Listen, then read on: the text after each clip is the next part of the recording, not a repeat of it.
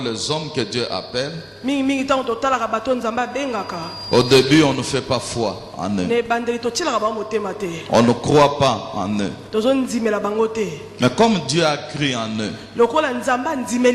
il n'a pas besoin de notre position. Il n'a pas besoin de notre avis. Ce qui compte, c'est son avis parce qu'il fait confiance à son serviteur. Et à la fin des comptes, nous nous rendons compte que Dieu avait raison. Et que si, bien avant déjà, on avait compris, on avait soutenu cet homme-là, on serait loin.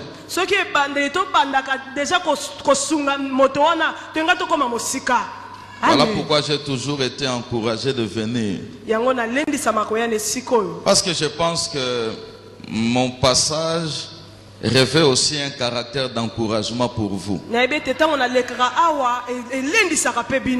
Et pour votre pasteur, le pasteur Anatole.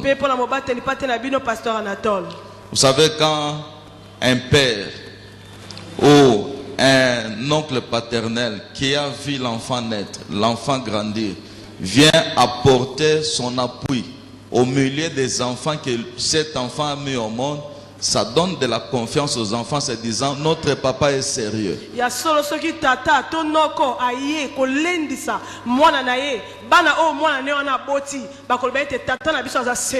Et diront, si grand-père croit en lui, nous faisons une erreur de ne pas croire en lui. Donc nous aussi nous devons croire en lui et travailler de manière à lui ressembler avec le temps.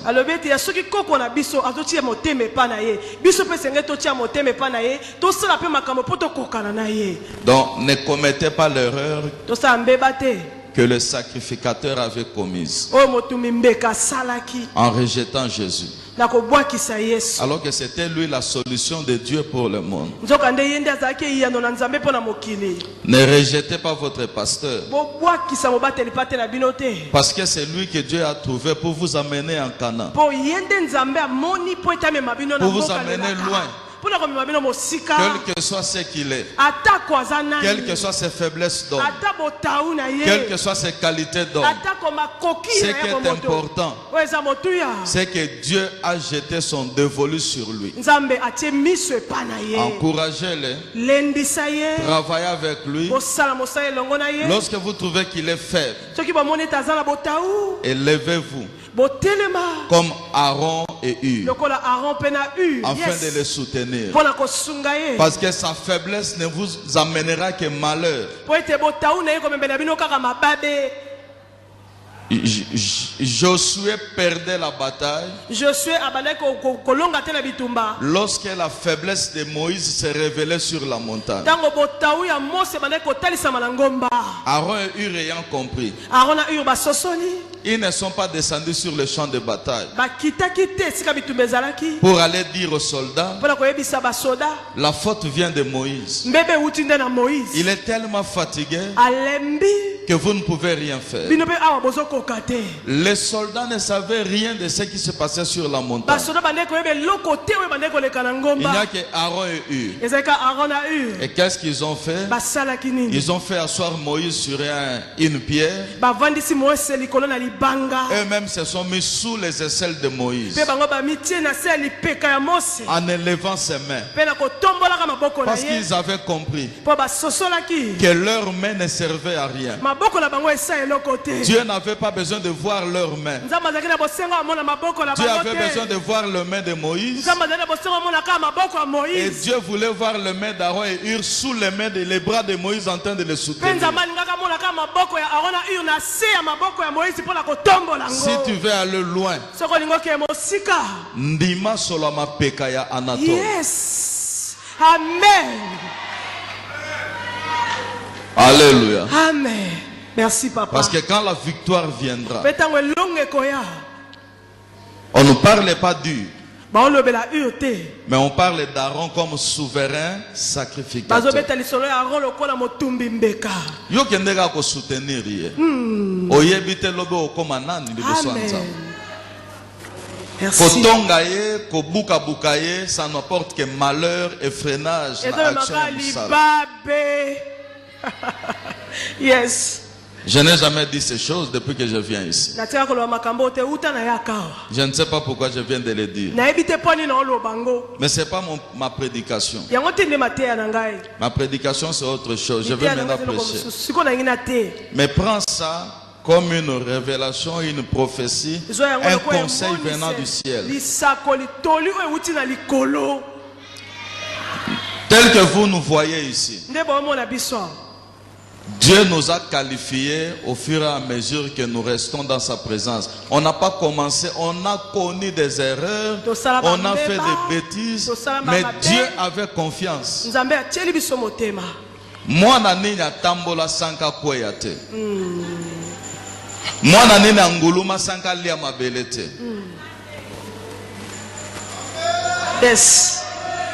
Soko boy mwana anguluma po lia mabele. Aongolumate. So boy mwana atambola parce que azokweya zozoka aotambola te. Ozo retardé na mwana pe oza komi retardé yo moko parce que mwana ya mibala ko yate. Pose meza lelengi. Il faut mwana ya liboso za makolo sa telema bando ki mambangu yo mamozo possibilité ya koboko la zemi avec liberté. Amen. Amen. Amen. Oh, Saint-Esprit, pardon, aide-moi à rentrer dans le message. Le pasteur m'a dit que le bishop Lisungi a donné un thème du mois sur la sanctification. Alors j'ai réfléchi, j'ai dit Seigneur, je ne veux pas, je disais à ma femme, je ne veux pas aller là-bas avec des définitions. La sanctification, parce que je me suis rendu compte, on dirait j'ai une déformation professionnelle. C'est comme s'il faut commencer à enseigner à tout moment. Alors pendant que j'ai prié, Dieu m'a donné ce passage. Dans ce passage, nous allons dégager certaines choses sur la sanctification. Nous allons voir la position des hommes par rapport à la sanctification, la position de Dieu par rapport à la sanctification, et qu'est-ce que la sanctification pour nous. Et enfin nous verrons les 3 bonnes choses à faire pour grandir ou conserver la vie de sanctification. Lorsque j'ai entendu le thème du mois, j'ai pensé intituler mon intervention de ce matin comme suit. Si tu agis bien, tu domineras sur le péché. Si tu agis bien, tu domineras sur le péché. En réalité, la nature humaine, quel que soit ce qu'elle est, elle est confrontée chaque jour au péché. Le texte que nous venons de lire nous apprend comment Ève s'est retrouvée enceinte, comment elle a eu son fils Caïn, et elle-même donne l'explication du fils Caïn. Il dit: je l'ai acquis par l'Éternel. Ici je fais une parenthèse. Une certaine communauté chrétienne dit que Caïn est issu de rapports sexuels entre les serpents et la femme. Parce qu'il y a un verset dans la Bible qui dit que Caïn était du diable. Mais est-ce que vous savez que Jésus aussi, dans Jean 6, a identifié un de ses disciples au diable? Est-ce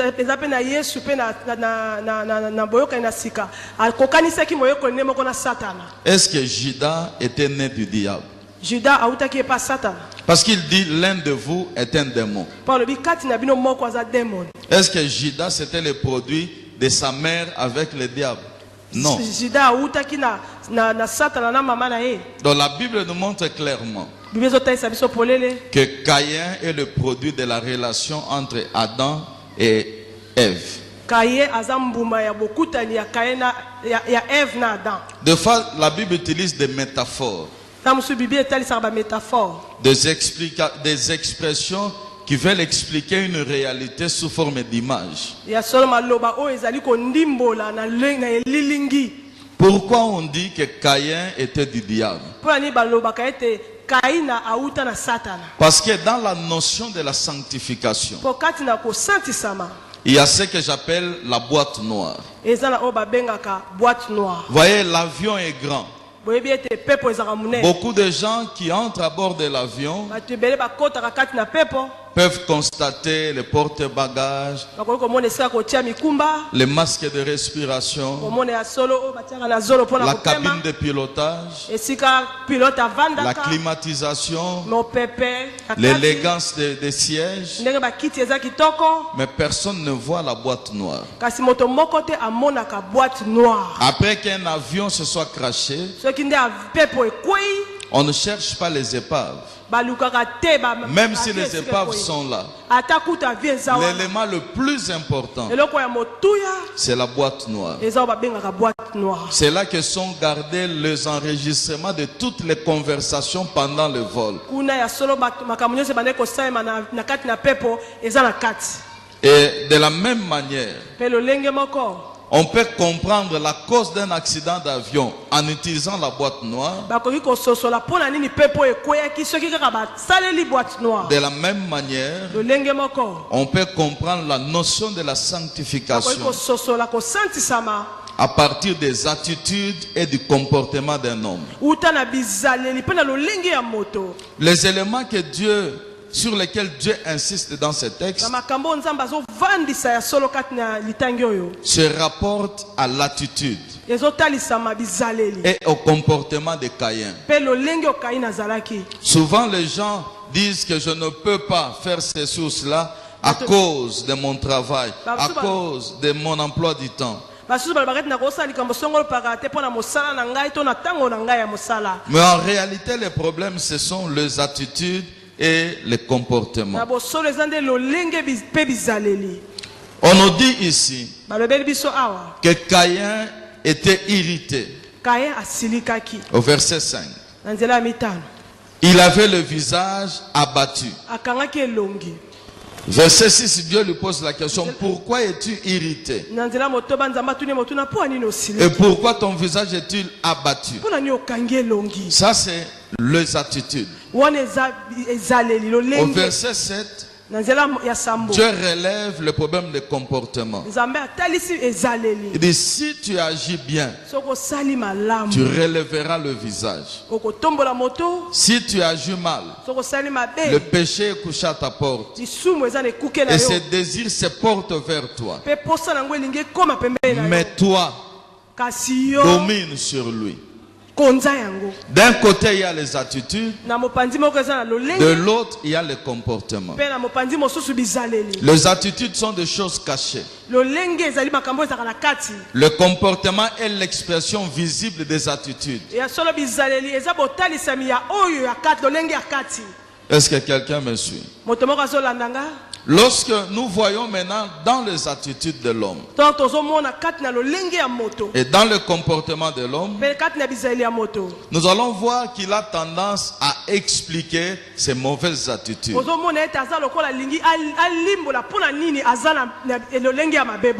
premier, c'est Ecclésiaste 7 verset 20. Ecclésiaste dit ceci: non, il n'y a sur la terre point d'homme juste qui fasse le bien et qui ne pêche jamais. Ça, c'est la première personne qui explique son comportement. Pourquoi il a eu tant de femmes? Pourquoi il a eu tant d'erreurs dans sa vie? Il dit: même si tu commences bien avec Dieu, à cause de ce que le monde est, tu ne peux pas vivre sans connaître le péché. Donc le péché est normal. Même si tu es dans le sein des saints, c'est impossible de vivre dans la sanctification. Le deuxième, c'est l'apôtre Paul. Romains 7, 25. Ainsi donc, moi-même, je suis par l'entendement esclave de la loi de Dieu. Et je suis par la chair esclave de la loi du péché. Et après il va crier, oh, qui me délivrera de ce corps qui est livré à la mort pour dire au péché. Donc là nous voyons l'apôtre qui reconnaît que par l'action du Saint-Esprit, que par l'action de Dieu dans sa vie, il est naturellement pur, naturellement lié à la loi de Dieu. Mais il retrouve en lui une autre loi qui vient de sa chair. Il retrouve en lui des attitudes qui l'empêchent à vivre la sanctification. Caïn, c'était le fils aîné. Par entendement, c'est lui qui doit protéger son jeune frère. C'est lui qui va défendre son jeune frère. Voilà pourquoi Dieu lui pose la question, où est ton frère? Et il répond, suis-je sa sentinelle? Suis-je son surveillant? Mais Dieu lui pose une deuxième question. Qu'as-tu fait de ton frère? Il est possible de vivre la sanctification. Mais l'homme continue toujours à apporter des explications pour que le reste dans cet état-là.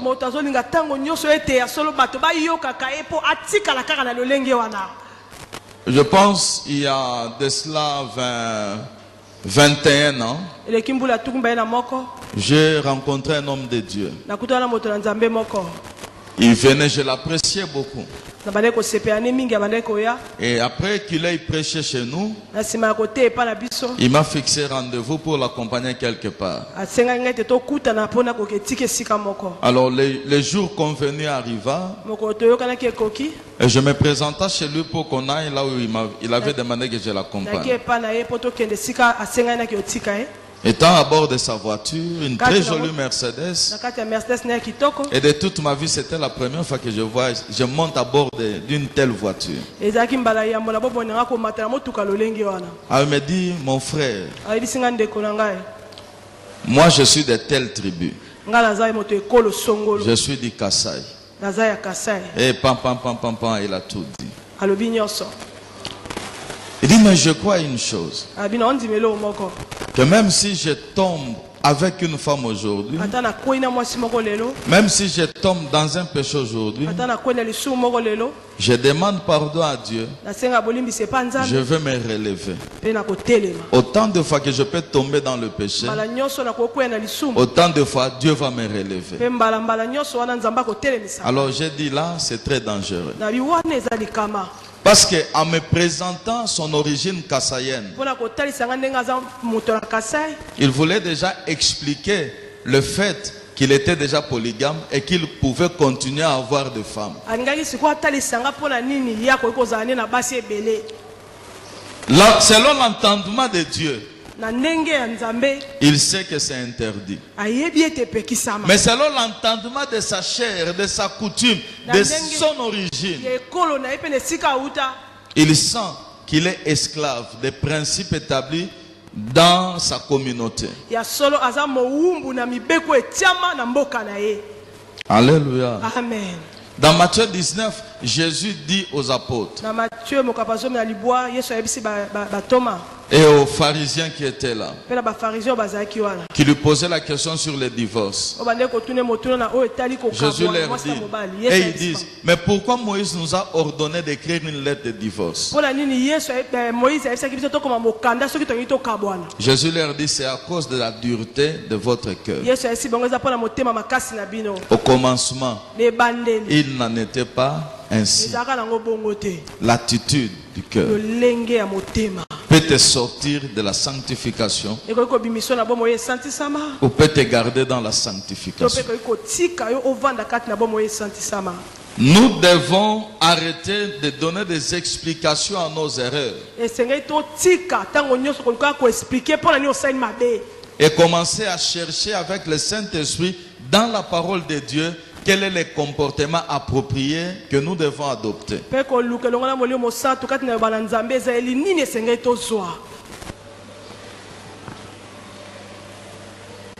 Selon l'entendement de Dieu, de la loi de Dieu, Paul savait que Jésus avait émancipé la femme. Mais selon l'entendement de sa chair et de la loi, en tant que pharisien, né de pharisien,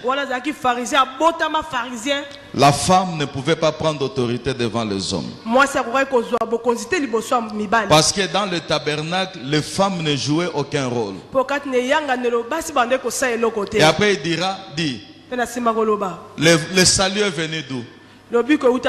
De chez nous, les Juifs. Donc, c'est comme s'ils n'avaient pas compris pourquoi Christ était mort à la croix. Le grand Paul a été piégé par l'entendement de sa chair. Et aujourd'hui, on a des conflits au sein de la chrétienté à cause de ça. Donc nous devons faire attention à l'entendement de notre chair, de notre communauté, de l'environnement dans lequel nous avons évolué. Pour ne pas continuer à donner des explications. Il y a longtemps, un frère nous quittait à l'église. Et il a dit à un de nos pasteurs actuellement, il dit, toi tu es Mukongo. Les Bakongo ne disent pas ce qu'ils pensent. Moi je suis Mungala. Je dis ce que je pense. Je vais aller voir le pasteur et lui cracher mes 4 vérités. Parce que je suis Mungala. Alléluia. Amen. Il a connu Christ. Rempli du Saint-Esprit, mais esclave de l'entendement de la loi de sa chair.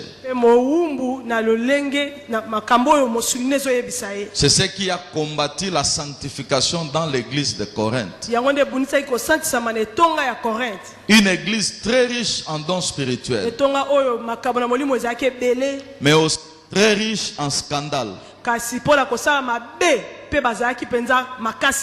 Au point qu'ils ont commis des choses qui ne se commettent pas dans le milieu païen.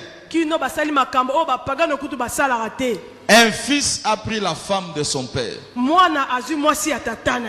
Et ils allaient s'accuser mutuellement auprès des juges païens.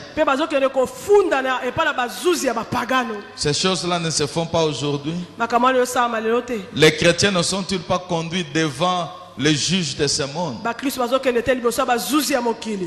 de l'entendement de la chair? Je ne peux pas le laisser me marcher sur les pieds. Or Jésus a dit, si on te frappe sur la joue gauche, donne aussi la joue droite. C'est cela, c'est laisser marcher sur les pieds. Amen, amen. Amen. Il y a le dernier que j'ai pu interroger, c'est David. David dit ceci dans Psaume 51:7. Voici, je suis né dans l'iniquité et ma mère m'a conçu dans le péché. C'est normal que je ne vive pas la sanctification. Ma mère m'a conçu dans l'iniquité. Je suis né dans le péché. Donc Dieu ne pourra que me comprendre. La sanctification n'est pas aussi facile que vous le croyez. Mais Dieu répond. La sanctification, c'est possible. La sanctification, elle est vivable. La sanctification, c'est un don que Dieu nous a fait. Lorsque nous lisons le verset 7 de Genèse 4, Dieu dit ceci: certainement si tu agis bien, tu relèveras le visage. Et je saute les autres phrases. Je prends le dernier mot. Tu domineras sur le péché. Si certainement tu agis bien, la sanctification sera possible pour toi. Quels sont les mensonges ou quel est le mensonge du diable autour de la sanctification? Le premier, c'est celui-là. C'est impossible de vivre avec Dieu sans commettre le péché. Parce que nous sommes conçus et nés dans le péché. Quel que soit ce que nous voudrions faire, le péché est plus puissant que notre volonté, plus puissant que le Saint-Esprit qui est en nous, au point que nous n'avons plus rien à faire, sinon de subir seulement les choses. Le deuxième mensonge qui est en vogue aujourd'hui, c'est que nous sommes en période de la grâce. Dieu a déjà jugé tous nos péchés sur la croix. J'ai entendu quelqu'un dire: les péchés que tu as commis avant de connaître Christ ont été pardonnés. Les péchés que tu viens de commettre a déjà été pardonné. Et les péchés que tu commettras demain après-demain sont déjà pardonnés. Parce que Jésus-Christ est la grâce. Je n'ai pas le temps de feuilleter la Bible par rapport à l'heure qui m'est donnée.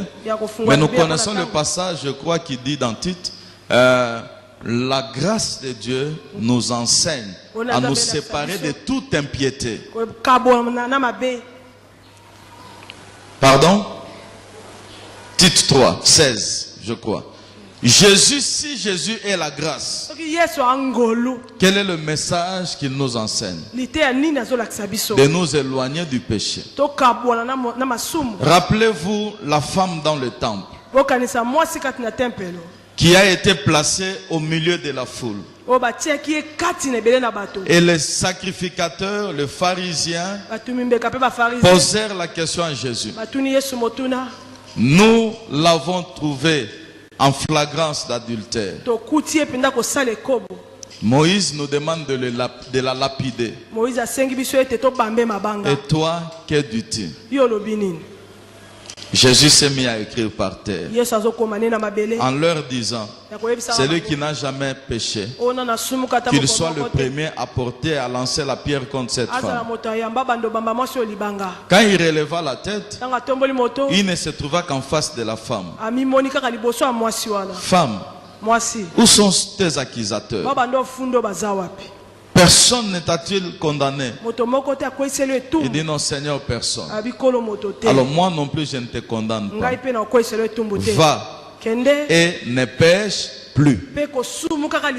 C'est cela le message de la grâce. Il te pardonne pour ne plus aller pécher. Il ne te pardonne pas pour aller continuer à pécher. Dans Jean 5, il retrouve l'homme qui a été longtemps malade à la piscine de Bethesda. Après qu'il l'ait guéri, il le retrouve dans la foule. Et cet homme reconnaît que c'était Jésus qui l'avait guéri. Et qu'est-ce que Jésus lui dit?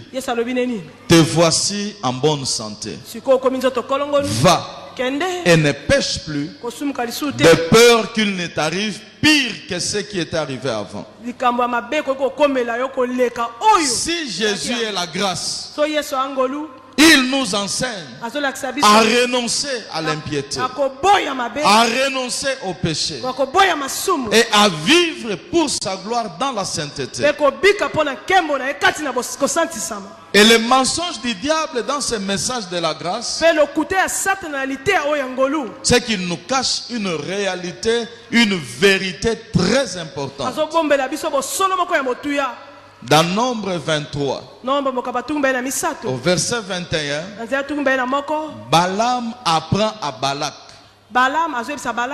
que je regarde Israël et je trouve que Dieu ne trouve point d'iniquité en Israël. Dieu ne trouve pas d'injustice en Israël. Aussi, Dieu est-il leur roi qui habite au milieu d'eux. En conséquence, je ne peux pas maudire celui que Dieu a béni. Je ne peux rien faire contre lui parce que la sainteté, la sanctification qu'il mène permet que Dieu habite au milieu de lui comme le roi de ce peuple.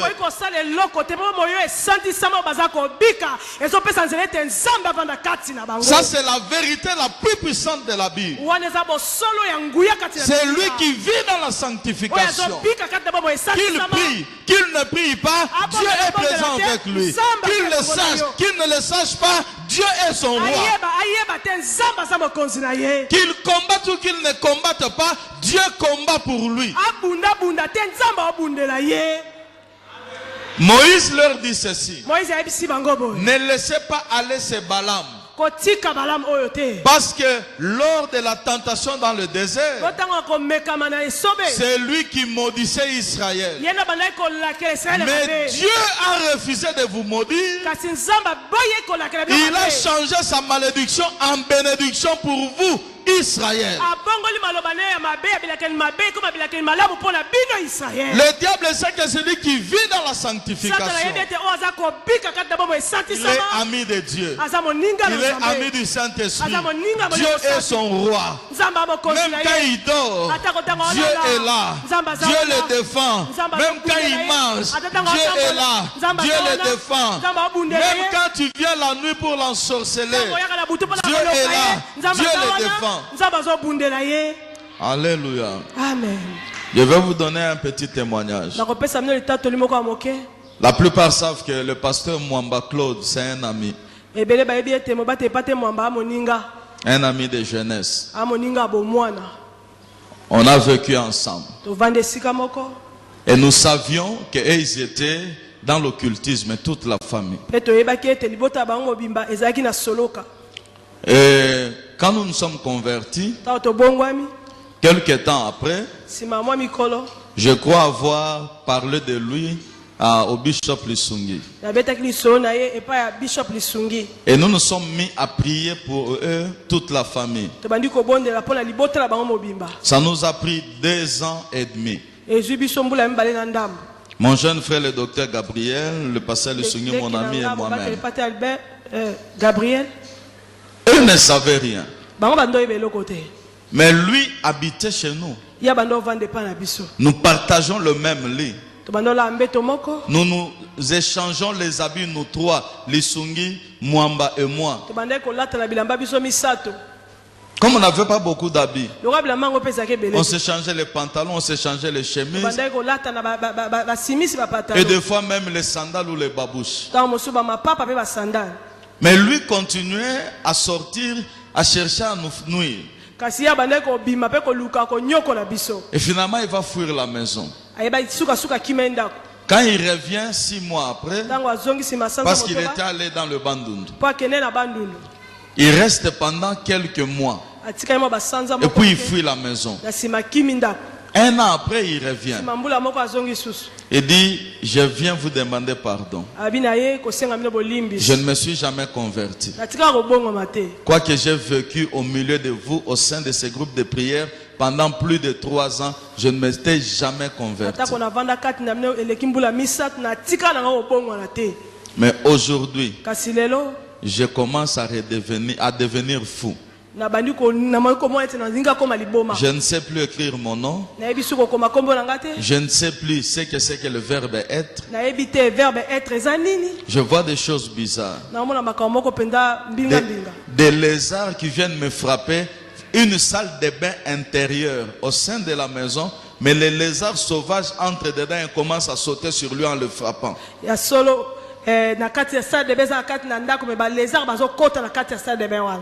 Il dit, je suis venu demander votre prière pour que je sois délivré.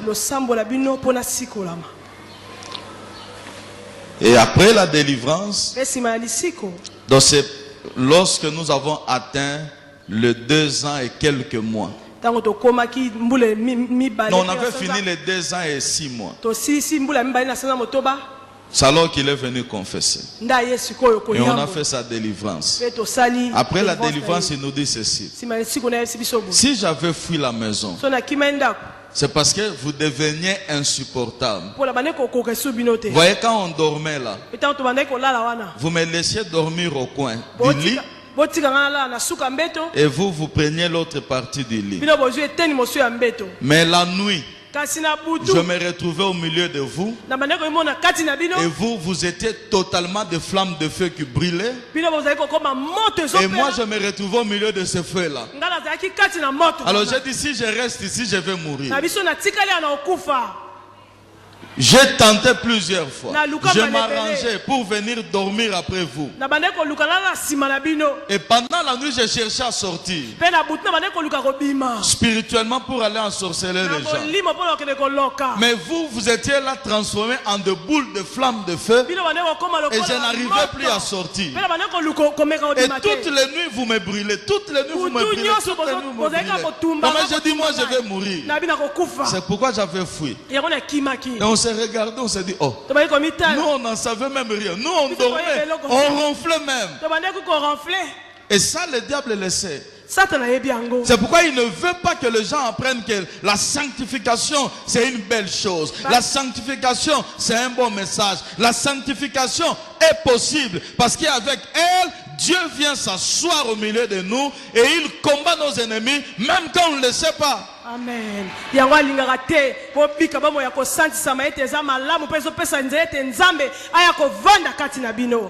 Amen. Amen. Qu'est-ce que la sanctification pour nous? 1. La sanctification est l'une des œuvres divines pour lesquelles Dieu nous a créés en Jésus-Christ. Il nous a créés pour vivre la sanctification. Nouvellement créés en Jésus. Pour vivre la sanctification. Ephésiens 2:10 nous dit ceci. Car nous sommes son ouvrage, ayant été créés en Jésus-Christ pour de bonnes œuvres, que Dieu a préparées d'avance afin que nous les pratiquions. Il nous a rachetés en Jésus-Christ et nous a créés en Jésus-Christ pour faire de nous des hommes sanctifiés, vivant dans la sainteté. Pour ceux qui notent, vous pouvez noter 1 Corinthiens 1, verset 2. Philippiens 1, verset 1.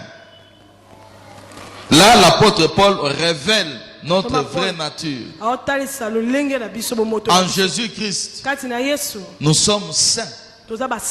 Nous sommes sanctifiés pour vivre dans la sanctification. Il n'est pas mort pour rien. Il est mort pour nous racheter et faire de nous son peuple, ses frères, ceux qui pour lui être semblables. Et lui-même, Dieu dit, soyez saints comme moi l'Éternel, je suis saint. Donc la sanctification, c'est un don.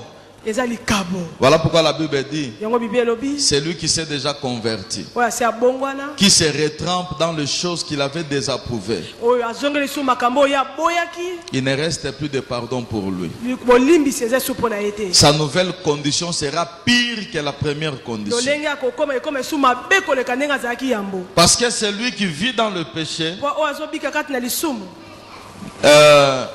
aliène, il ignore, il dévalorise la faveur que Dieu nous accorde de vivre la sanctification.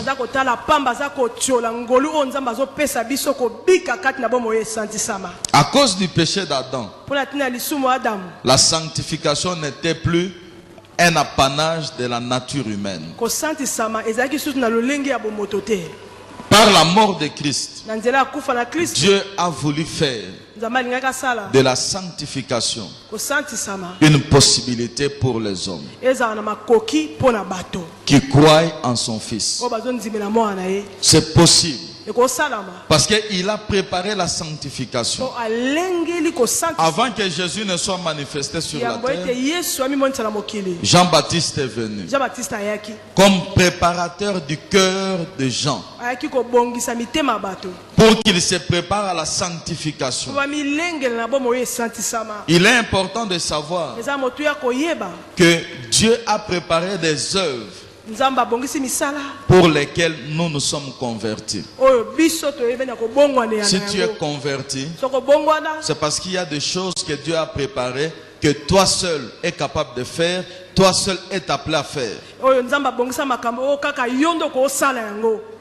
Comme le disait le pasteur Anatole, ne dites pas Dieu va parler à mon voisin. Dieu est venu te parler à toi.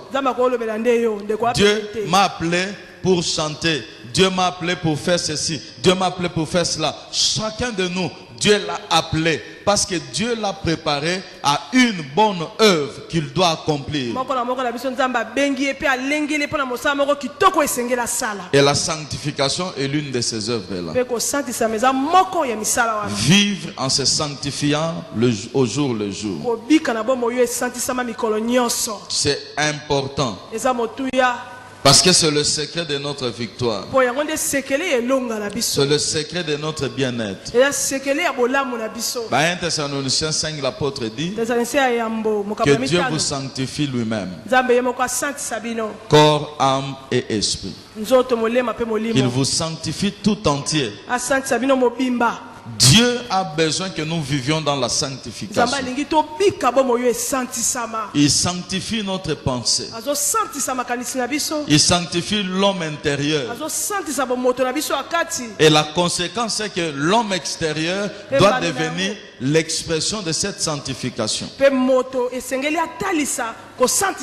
Si les attitudes internes, c'est-à-dire l'âme, l'esprit, ne connaissent pas la sanctification, le corps ne pourra que revenir se vautrer au jour le jour dans le péché. Ce qui fait que tu sois toi, ce n'est pas ce que tu possèdes, ni les grades, ni les titres, ni l'âge, ni le droit d'aînesse. Ce qui fait de toi ce que tu es homme, c'est ce que Dieu dépose en toi. C'est le travail que le Saint-Esprit fait au jour le jour. Par un seul, nous avons été condamnés au péché. Par un seul, Dieu nous a rachetés du péché pour nous transformer au jour le jour. Mais vous allez voir que beaucoup de gens tombent dans l'impureté à cause de leur position. Pour Caïn, c'est lui l'aîné. C'est lui que Dieu devait agréer. C'est son offrande que Dieu devait agréer, pas le petit frère. Ouais, il a utilisé sa position. Comme ils étaient dans le champ, pas de témoins, il a utilisé l'environnement pour tuer son frère et l'enterrer. La plupart d'entre nous, ce sont des choses que nous exploitons. Ta position dans la famille, ta position dans la société, ton niveau d'études, ta fonction dans l'entreprise, les milieux où tu vis, cela peuvent nous amener à vivre dans l'impureté. Alors que Dieu nous a appelés à vivre dans la sainteté partout où nous pouvons nous retrouver. Daniel ainsi que ses amis n'avaient pas de pasteur, n'avaient pas de sacrificateurs. Ils étaient jeunes, 16-17 ans. Pas même 18 ans. Ils étaient intelligents. Ils étaient beaux. Mais ils ont dit à leurs responsables, nous ne mangerons pas, nous ne boirons pas ce que le roi présente. Nous allons boire de l'eau et manger des légumes. Et tu verras quelques jours après si nous aurons un visage renfogné ou beau. Et Dieu va le rendre plus intelligent que les autres. Alors qu'ils n'avaient pas d'encadreur spirituel, ils n'avaient que leur conscience et la parole de Dieu qu'ils avaient reçue depuis leur enfance. Alléluia. Amen. Et ils ont défié tout un monde. Alors qu'on pouvait les écraser. Dieu nous a créés pour que la sanctification soit notre marque de vie. Nous sommes dans un monde corrompu. Mais Dieu ne veut pas que nous soyons corrompus. Je suivais dernièrement, je crois, Joyce Meyer. Elle dit ceci. Non, c'est pas Joyce Meyer. C'était une Nigérienne. À force d'entendre les hommes négatifs, tu finiras par être influencé par ce qui est négatif. Et tu ne te rendras pas compte que tu commences à agir négativement et à parler négativement. Dieu t'a créé pour que tu entendes ce qui est positif, ce qui te motive, ce qui t'encourage à vivre dans la sainteté, parce que Dieu est saint. Avec la crainte de Dieu, Dieu paye toujours bien. Deuxième élément, la sanctification est un choix, un mode de vie pour lequel chacun de nous va se décider. Quel que soit ton milieu, ton travail, ta famille, ainsi de suite, décide-toi de choisir la sanctification comme mode de vie. Il dit, si tu agis bien, tu domineras le péché. Si tu agis bien, tu vivras dans la sanctification. Si tu agis bien, Dieu sera de ton côté et tu vaincras le monde. Dans Luc 3, 10 à 15, le peuple venait au baptême de Jean. Ils lui posèrent la question, que devons-nous faire pour adhérer à ton message? Il dit, si vous avez des tuniques, partagez-les avec celui qui en manque. Partagez à manger avec celui qui a faim. Partagez à boire à celui qui a soif. C'est comme ça que vous allez vous préparer au royaume des cieux. Ne pas partager, c'est un péché.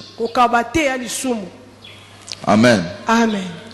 Les trois choses, je vais les dire rapidement, qui vont te permettre à croître dans la sanctification.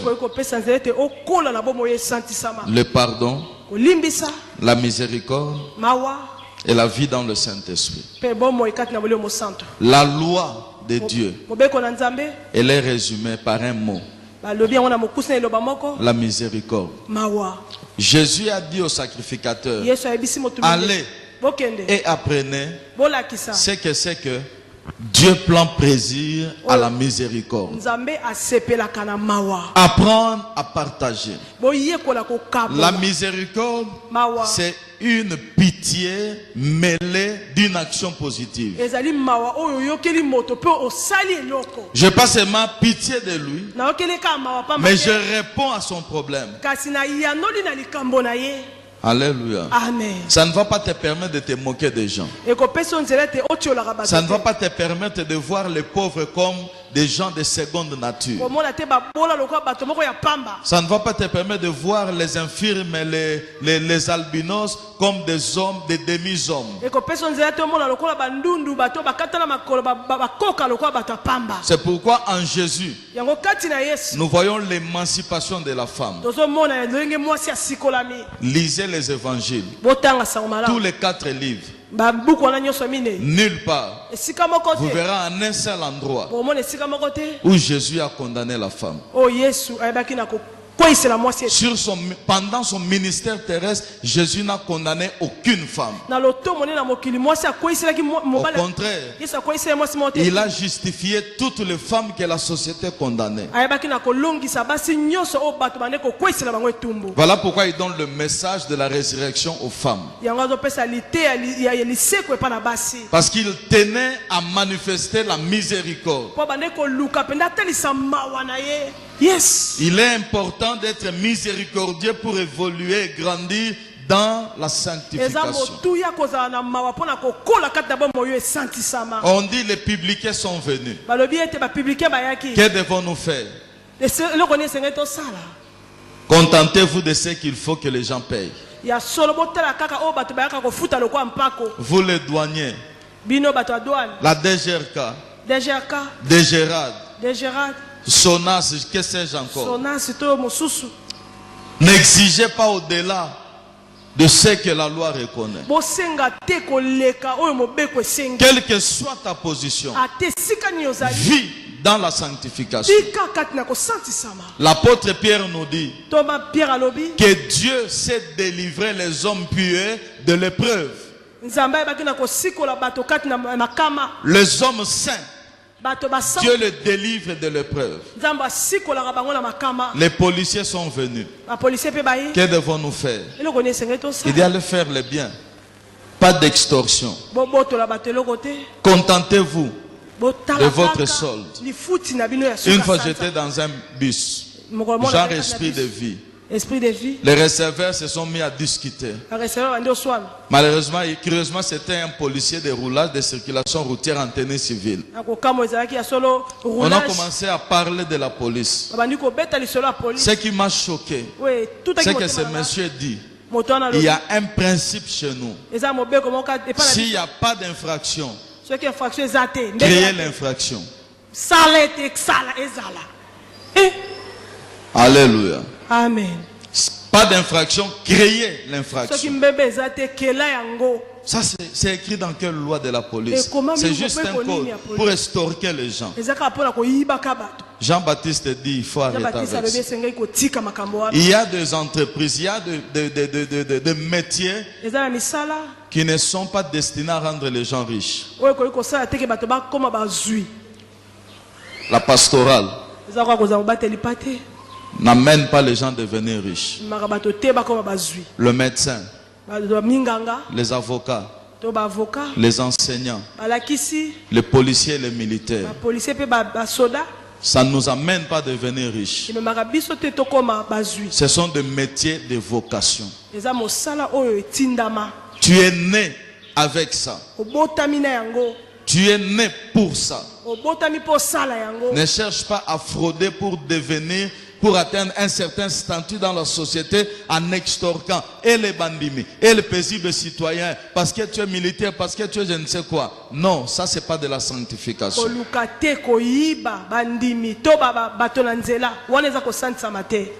Je dois aller vite, en 5 minutes je dois finir.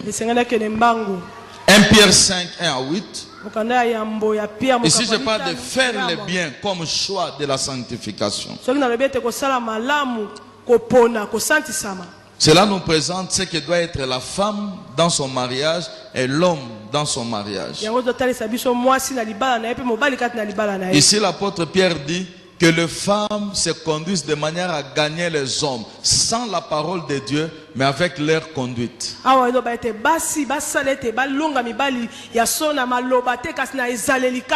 Et aux hommes d'aimer leurs femmes de manière à ne pas créer un obstacle à leur prière. Vous voyez que le fait d'aimer ta femme, c'est un grand boulevard à l'exaucement de la prière. Le fait de choquer ta femme, c'est un grand boulevard que vous fermez à l'exaucement de la prière. J'ai choqué ma femme en achetant ma RAV4, Jeep RAV4. J'ai acheté au mois le 31 mai 2018. 17. Le 31 mai 2017. Amen. Amen. Et ça a été vendu le 10 février 2018. Le 10 février 2018. À chaque fois qu'on était avec ma femme dans la voiture, on se disputait, on se chamaillait. Quand on descendait, on redevenait normal. Et la voiture a commencé à créer des pannes inattendues qu'on n'arrivait même plus à déceler. Et finalement, je lui ai dit, il faut qu'on vende cette voiture. Ça nous crée plus de problèmes que d'harmonie. Quand vous choquez votre femme, vous bloquez. Alléluia. Amen. Hier, je disais à nos fidèles, découvrez dans votre couple qui est celui par qui Dieu passe quand il s'agit du matériel et de finances. Qu'est-ce que Dieu a établi comme leader dans cette matière-là? Qui est-ce que Dieu a établi comme leader en matière spirituelle? Quand vous aurez découvert, moi, ma femme, c'est qu'elle déclare sur le plan matériel financier, son échec. Échec. Ce qui est spirituel, son échec. Et j'ai perdu la voiture, je l'ai revendue à vil prix. Je suis redevenu piéton avec un manque à gagner grave, près de $1000 perdus. Alléluia. Amen. Donc, il est important de collaborer dans ce domaine-là. On va rapporter un fait qui s'est passé à Kassapa, à Linilou. Un assistant en économie prenait beaucoup de la bière dans des boîtes. Et quand il rentrait, des fois il tabassait sa femme. Et il n'aimait prendre que les foufous chauds parce que là-bas il fait froid. Et même quand il rentrait à 2h du matin, sa femme devait préparer le foufou chaud. Même quand il injuriait là, la femme préparait toujours. Si tu agis bien, tu domineras le péché. Si tu agis bien, tu vivras dans la sanctification. Alors une nuit, il rentre vers 2h. La femme apprête la table. Il veut s'asseoir devant le fou. Il venait de manger. Il commence à pleurer. Il a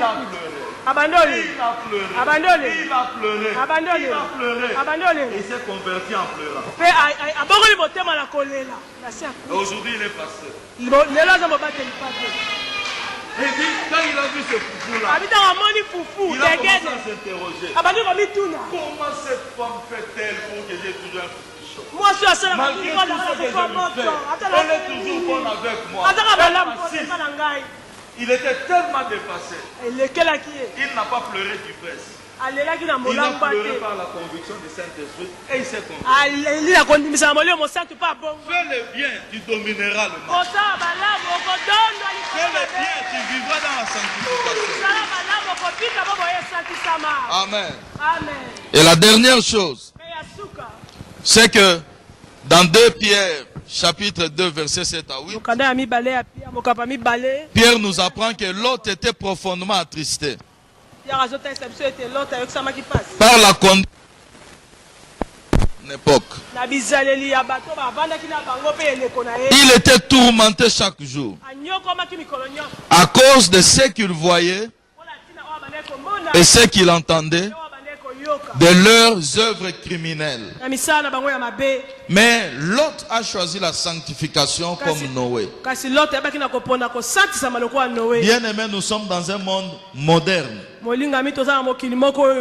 ultra sophistiqué, où nous voyons, nous apprenons des choses qui peuvent nous sortir de la sanctification. Mais nous devons faire un choix. Pendant la période de Lot, il y avait tout. L'homosexualité, tout. L'impudicité à outrance. Mais Lot s'était donné une ligne de conduite. Nous ne sommes pas épargnés par l'internet. Nous ne sommes pas épargnés par les YouTube, je ne sais quoi. Il y a des choses impossibles, incroyables qui se font sur le net. Mais tu as un choix à opérer. Tu as un choix à opérer pour vivre dans la sanctification et maintenir ta sanctification. Tout est utile, mais tout n'édifie pas. Tout m'est permis, mais je ne me laisserai asservir par rien. Apprenons à pardonner. Nous serons capables de vivre dans la sanctification. Apprenons à vivre dans le Saint-Esprit. Nous verrons que la sanctification est possible. Lorsque vous serez à la maison, lisez Jean chapitre 4. Cette femme dit à Jésus, nous n'avons pas de rapport avec vous. Les Samaritains haïssaient les Juifs. Les Juifs haïssaient les Samaritains au point qu'ils évitaient leur territoire. Mais Jésus est venu avec un esprit de pardon. Dans leur conversation, Jésus apprend à la femme que j'ai une eau qui n'est pas comparable à ce que tu es venu puiser. Si tu la prends, des sources d'eau vive jailliront de toi. Jésus lui parlait de la vie dans l'esprit.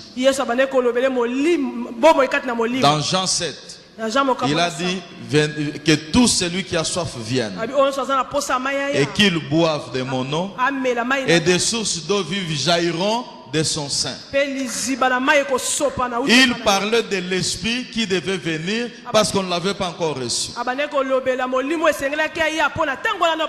La Bible dit que Jésus a croisé la femme à la 6e heure, c'est-à-dire à 12 heures. Quand il faisait chaud, fatigué, c'est à cette même heure-là que Dieu était venu visiter Abraham. À l'heure de la chaleur, parler avec Abraham. Nous sommes à un moment très difficile. À l'heure de la chaleur, à l'heure où les hommes vivent des antagonismes, où tel ne s'entend pas avec tel, tel ne peut pas aller avec tel. La notion du pardon est importante. Deuxième élément, Jésus a eu pitié de cette femme parce qu'elle avait 6 hommes. Elle en avait d'abord 5 et le 6e n'était pas elle. Et Jésus lui a dit, tu as dit la vérité. Et il a eu pitié de cette femme-là. Il ne l'a pas critiquée, il ne l'a pas jugée, mais il a cherché à la sortir de cette situation-là. Bandoki osoko akobongusa motema te baonde bazala ba dangereux lobi pona vino. Apprenons à gagner ce qui semble être dangereux par l'amour, par la compassion et par la miséricorde. Et la dernière chose, il lui dit, Dieu cherche ceux qui peuvent l'adorer en esprit et en vérité parce que lui-même est esprit. Si nous atteignons la vie dans le Saint-Esprit, Nous n'aurons plus soif de tout ce que le monde nous présente. Cette femme a laissé sa criche. Elle a refusé de puiser ce que le monde lui proposait. Ce que son ancêtre Jacob lui proposait. Ce que son père lui proposait. Elle a tout laissé. Parce qu'à chaque fois qu'elle venait puiser là-bas, elle allait entretenir un mari d'autrui. Et ce jour-là, elle a abandonné la criche. Elle a abandonné l'eau. Elle est rentrée chercher les gens afin qu'elles viennent se connecter à la vie de l'esprit. Est-ce que ce matin, quelqu'un peut abandonner ce qui tourmentait sa vie? Peut abandonner ce qui l'approchait à la vie de non-sanctification? Est-ce que tu peux abandonner ta colère au pied de ce message? Est-ce que tu peux abandonner ta jalousie au pied de ce message? Est-ce que tu peux abandonner ton orgueil au pied de ce message? Est-ce que tu peux abandonner ton esprit de vol au pied de ce message afin de recevoir celui qui peut arrêter cette soif-là? Le Saint-Esprit qui nous amène dans la vie dans le Saint-Esprit. Inclinons-nous dans la prière. Ce matin, Père, nous avons besoin de restaurer nos vies. Nous avons besoin de changer notre marche. Parce que nous avons appris que la sanctification, c'est un choix. C'est un mode de vie. Mais aussi c'est une grâce que tu nous as faite. Que par la sanctification, tu te donnes le droit et le pouvoir de venir habiter au milieu de nous. Tu nous as appris ce matin à aimer le pardon, la miséricorde et la vie dans le Saint-Esprit. Seigneur, merci pour mon frère et ma soeur. Bien-aimé, tu peux maintenant élever ta voix. Tu peux parler dans ton cœur. Tu peux corriger ton attitude afin que ton comportement en soit affecté. Tu peux parler à Dieu de tout ton cœur. Parce que la sanctification, c'est notre bénéfice. Au nom de Jésus, prions maintenant. Et que Dieu bénisse ta prière, qu'il exauce ta prière. Par le nom puissant de Jésus, Père, nous venons à toi comme des simples enfants. Comme cet enfant prodigue qui avait reconnu qu'il avait mené sa vie loin de la sanctification. Et il a pris la conscience de dire qu'il a péché contre le ciel et contre son Père. Qu'il rentrerait demander pardon. Ô éternel Dieu des armées, nous revenons à toi, notre Père, et prions que tu nous pardonnes, que tu nous relèves de notre chute. Nous refusons d'être arrogants comme Caïn. Nous ignorions, Seigneur, que le sang de nos victimes criait contre nous. Mais ce matin, nous savons que nous pouvons nous relever. Ce qui est bien, nous vivrons dans la sanctification et nous dominerons le péché. Au nom de Jésus.